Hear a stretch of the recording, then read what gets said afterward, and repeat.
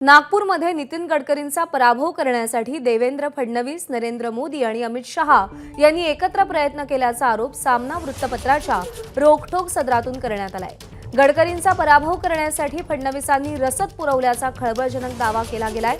तसंच गडकरींचा पराभव होत नसल्याचं कळल्यानंतर फडणवीसांनी नाईलाजास्तव नागपूरमध्ये प्रचार केल्याचं देखील या सदरामध्ये म्हणण्यात आलंय।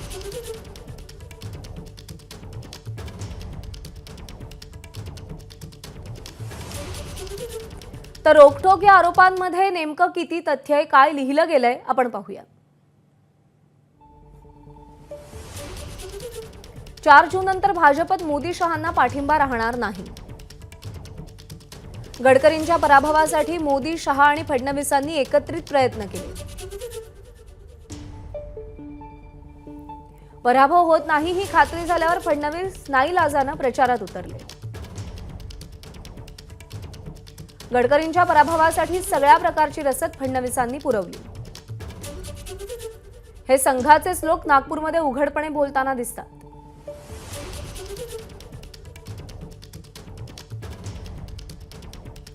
तर असे आरोप आणि असं रोखठोक या सदरामध्ये लिहिण्यात आलेलं आहे। एबीपी माझा, उघडा डोळे बघा नीट।